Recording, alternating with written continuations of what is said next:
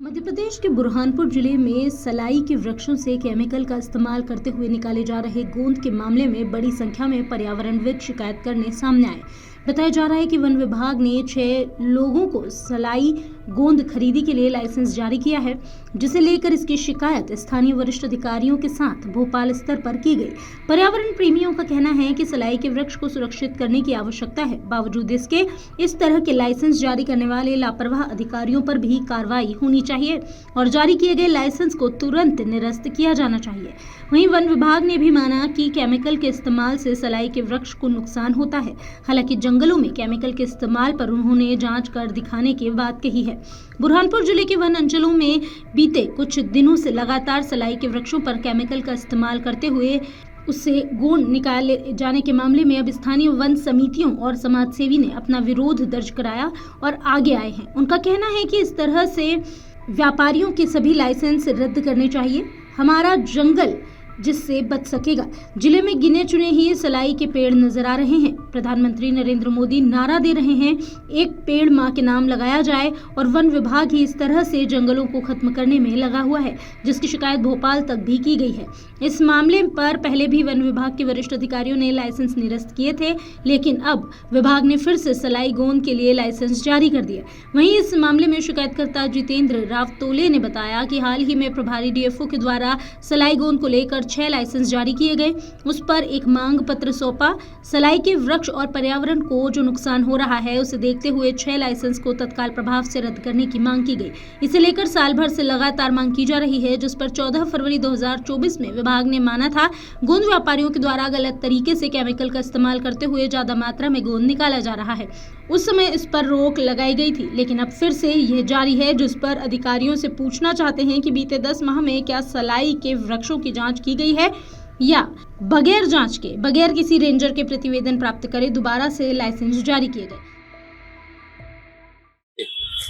अभी जो हाल ही में प्रभारी डीएफओ द्वारा जो गोंद के 6 लाइसेंस जारी किए गए हैं, इसी को लेकर के हमने जो है तो इनको एक मांग पत्र सौंपा है कि जो जिस प्रकार से सलाई के वृक्षों को जो नुकसान हो रहा है, जो पर्यावरण को जो नुकसान हो रहा है, उसको देखते हुए हमने ये जो 6 लाइसेंस जारी किए गए, वो लाइसेंस को तत्काल प्रभाव से निरस्त करने की हमने एक मांग पत्र सौंपा है और उच्च अधिकारियों को भी इसमें अवगत करवाया है कि भाई हमने सारी चीज़ें जो साल 1.5 साल से हमारी मांग चल रही थी, पूर्व में भी हमने ये मांग को उठाया, जिसको हमारी मांग को मानते हुए 14 फरवरी 2024 को जो है तो इन्होंने विभाग ने खुद माना कि जो गोंद व्यापारी है, इनके द्वारा ज़्यादा गोंद के निकालने के लालच में असंवैधानिक तरीके से केमिकल का इस्तेमाल करके जो है तो अपना इस्तेमाल किया जा रहा था, जिसका मतलब इन्होंने खुद एक प्रतिबंध इस पर लगाया था। लेकिन हम ये पूछना चाहते हैं प्रभारी डीएफओ साहब से कि क्या 10 महीने में ही आपके द्वारा कोई जांच की गई कि क्या 10 महीने में इतने सलाई के पेड़ बुरहानपुर जिले में इतने अधिक मात्रा में पाए गए कि आपके द्वारा बिगड़ जांच करे ही ये 6 लाइसेंस जारी कर दिए गए?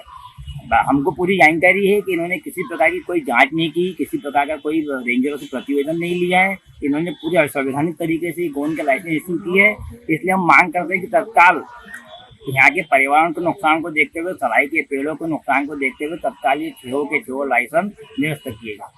बता दें, इधर मामले में प्रसिद्ध पर्यावरणविद संजय राठी ने कहा कि सलाई का पेड़ बहुत नाजुक होता है, इसका रिप्रोडक्शन भी नहीं होता।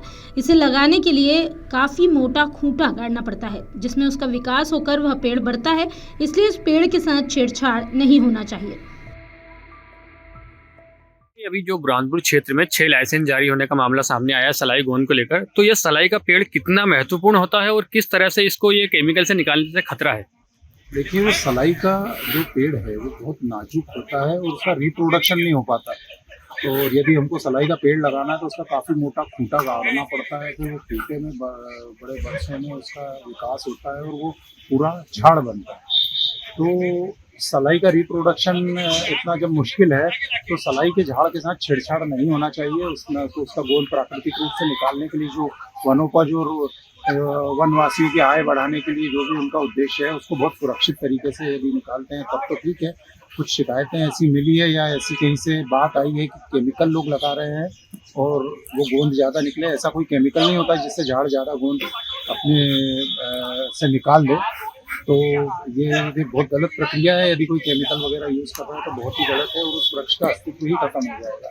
और उस वृक्ष को पहले ही नेपा मिल में जो है काफ़ी काट के उससे कागज़ बनाया जा चुका है पिछले 60-70 वर्षों में।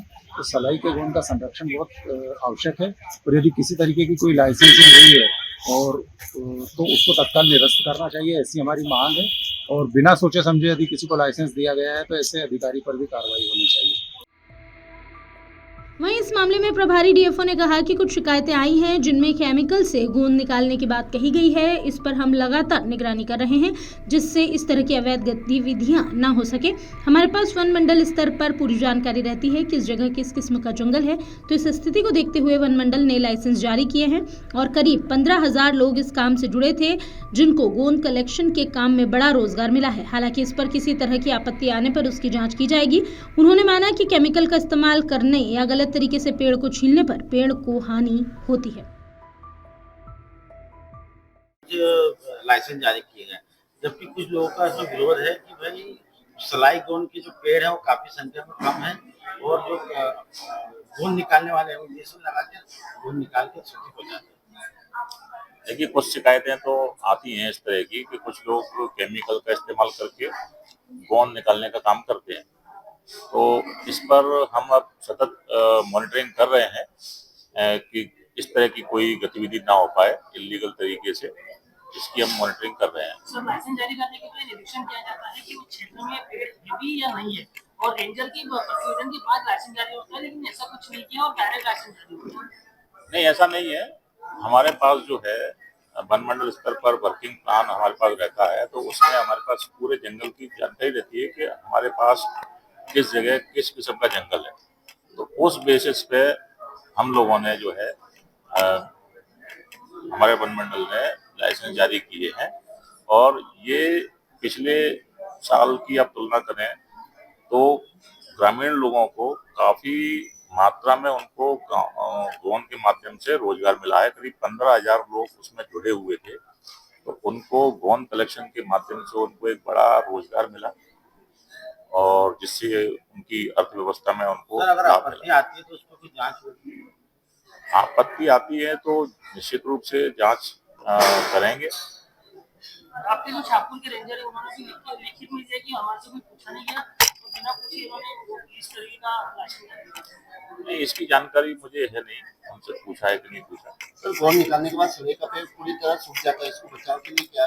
नहीं, गोंद निकालने से जो है सलाई का पेड़ पूरी तरह से सूख नहीं जाता है। केवल अगर केमिकल का आप इस्तेमाल करोगे या गलत तरीके से उसको छील देंगे, ज्यादा उसकी छाल निकाल देंगे, तो ऐसी स्थिति में उसको जरूर कुछ हानि पहुंचती है।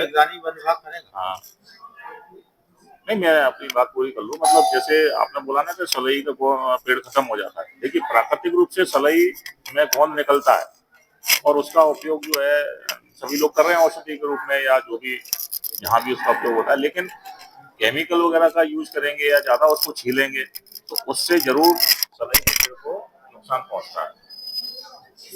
अगर आप ये वीडियो YouTube पर देख रहे हैं तो हमारे चैनल को सब्सक्राइब करें और बेल आइकन को दबाना ना भूलें। अगर आप Facebook पर ये वीडियो देख रहे हैं तो हमारे पेज को लाइक करें।